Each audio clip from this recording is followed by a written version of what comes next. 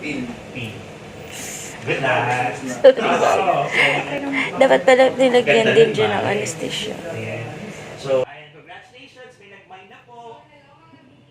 Ayan, may pump nag-mine na. Hi guys! So yan yung marks ng pagsunog ng ating mga warts. Hindi ko akalain na ganyan kadami pala yung warts na nasa mukha ko. Kasi yung akala ko lang is yung nandito sa mga mata ko dyan. Tapos eto. Pero ngayon nakita ko, tingnan nyo naman oh. Super dami pala dito. Tapos meron din dito sa leeg ko. So yung pinaka-challenging lang is yung dito sa eyes ko kasi ang malapit na siya sa ano ko, dito oh, sa mata ko. So masakit siya. Kaya super challenging talaga. Pero I'm hoping na mawala na yung mga warts ko para hindi na siya dumami at hindi na siya lumaki pa. Daragang magayon, you're always on my mind. You're one of a kind, just like Vulcan Mayon, yeah. Daragang magayon, I will never stop, and I won't give up until you're mine, yeah.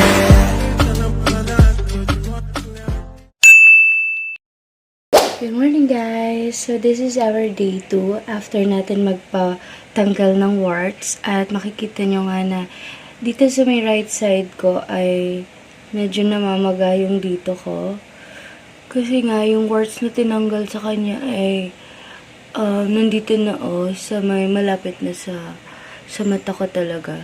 So kung titingnan mo dito namamaga. So, dito okay lang. And I-expect ko sana ito yung medyo mamamaga. Kasi ito yung kitang visible talaga na warts. Ito, very visible siya. Pero, hindi pala. Kasi ito siguro, mas malapit dito sa pilik mata yung aking warts. Tapos, dalawa siya. Tapos, may maliit sa taas. So, kaya siya siguro medyo mas namamaga ngayon. By the way, 2 araw daw siya hindi pwedeng basain. So, wipes lang tayo. And then, nilagyan rin pala siya ng antibacterial cream kahapon. So, may antibacterial cream din ako ngayon dito sa bahay. So, lalagyan ko rin siya. So, ganito siya. Hanggang leeg. Yan. Ayan, so, ayan. Ang dami ko pa dito. And, dito pa. Hi guys! So, update lang. So, nag-half bath lang ako kasi maghahatid ako kay Alon sa school. So, nag-blotting paper na lang ako dito sa ating muka. So, ayan, nakita nyo, super oily. Ayan. Alas mag-transparent na yung aking blotting paper. So, yan muna for now. Super oil. Good morning, guys! It's day 3. And yung mata ko, medyo ano pa, maga-maga pa. Maga-maga pa. Hanggang dito yun pala sa leeg ko, oh. Nakakatawa kasi kahapon lumabas ako. Feeling ko pinagtitinginan ako ng tao. Akala siguro nila may allergy ako. May isa nga nagtanong sa akin kung may na-allergy daw ba ako. Sabi ko, hindi naman. Nagpa-warts removal lang ako. So ngayon, para malinis yung mukha natin, wipes lang tayo.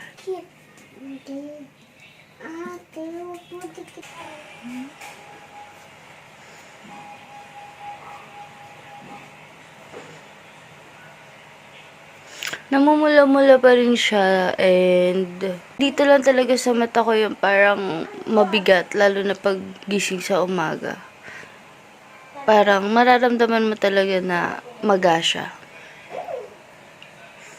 Update ko kayo. Hi guys! So it's our 4th day.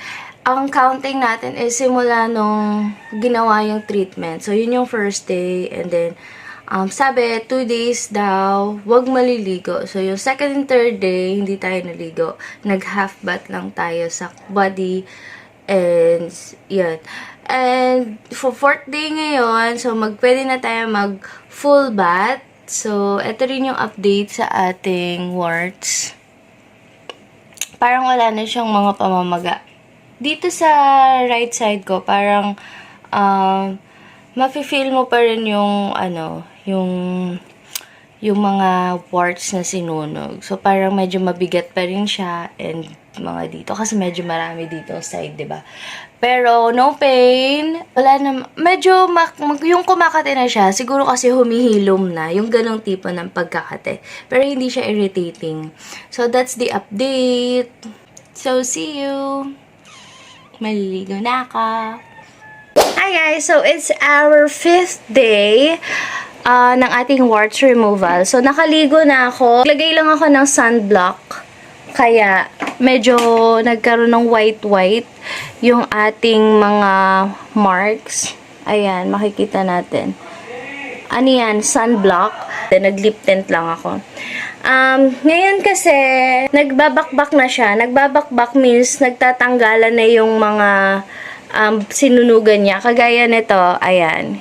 Tanggal na siya. And may ilan pa ito. Yung iba, natanggal na siya. So, kusa na siya natatanggal. Sabi ni Miss Leia ng Lauren Claire, huwag siyang babakbakin. Hayaan lang siya na kusang mabakbak. Kasi kapag binakbak mo siya ng sarili mo, mas lalalim yung scars o yung mga marks na maiiwan niya sa skin. Unlike kapag hinayaan mo lang siyang magbakbak, mababaw lang siya. So, mas madali siyang maglalighten at hindi siya magkakaroon ng mga peklat. Hi guys! So, it's our 7th day. Sorry, nakalimutan ko mag-film kahapon. Yun yung pang 6th day. But yet, update ko kayo. Ito na siya ngayon. Onti na lang yung mga naiwang mark ng wart. So, ayan na lang. Kita mo, ito na lang. Yan. And then, ito. And then, wala na. Kusa silang nagbakbak. Ito. Yung dito sa mata ko, wala na. Wala na ako nafe-feel na bigat. Pati yung dito ko, natanggal na rin siya ng kusa. So, makikita nyo, wala na talaga dito. Onti na lang. And ito, pimple lang yan na patubo. So, wala na. Sa leeg ko, ayan, onti na lang din sila. Oily yung face ko, hapon na ngayon. Munti ko na naman makalimutan mag-film. But yet, ayan, nakahabol pa rin. So, yun, hindi ko siya kinukutkot or hindi ko siya tinatanggal. Talagang kusa lang siyang natatanggal para nga hindi siya mag-iwan ng scars. So, yun lang. Update ko kayo tomorrow. Hi guys! So, I think it's our last day ng observation natin after ng ating warts removal. So, as you can see, wala na talagang naiwang marks. Nunal ko yan. Nunal yan. Nunal ko yan. So, wala na. Dito sa eyes ko, nakita nyo, wala na lahat. And dito sa lieg ko, meron pang paunti-unti dito sa lieg ko, pero pawala na rin sila. So, technically, it's 1 week after ng warts removal, na wala na yung mga peklat. Ayan. So, once again, I would like to say thank you, Miss Leia ng Lauren Claire para sa pag-aalaga ng aking skin and sa pagtanggal ng aking mga warts. So, ayan, no makeup. Aray ko. So, yun. Thank you so much, Lauren Claire. Kung gusto niyo rin magpatanggal ng inyong warts, i-follow niyo lang ang Lauren Claire dito. At pwede kayong mag-message sa kanila kung ano yung mga concern nyo about your skin, and napakagaling nilang mag-assist at talagang sasabihin nila sa inyo kung ano yung mga pangangailangan ng skin nyo. At kung meron kayong mga hindi alam or hindi naiintindihan about your skin condition, talagang i-explain nila yun sa inyo at tutulungan nila kayong ma-improve ang inyong skin. So yun lang. Once again, huwag nyong kakalimutan ha, i-follow na ang Lauren Claire sa kanilang Facebook page and also my Facebook account, Mitch Villanueva, sa aking mga social media accounts, and sa YouTube. So, yun, hanggang dito na lang yung video na to. If you like this video, don't forget to give it a thumbs up and subscribe to my channel. I-like nyo na rin ang video na to and also hit the notification bell so you'll be updated whenever I upload new videos just like this one. Once again, this is Mitch, and like and subscribe. Salamat nun! Ikas akong pangiturugan, da ikaw malingawan bukod kang mamipitan. Gari sirang kang aldaw na maliwanagon, gari bituon sa bangging mandiklong. Aloy na kong nag-aalat, nya na itis akong naanap. Ika na sana ang kulang, simpleng babae na maarang.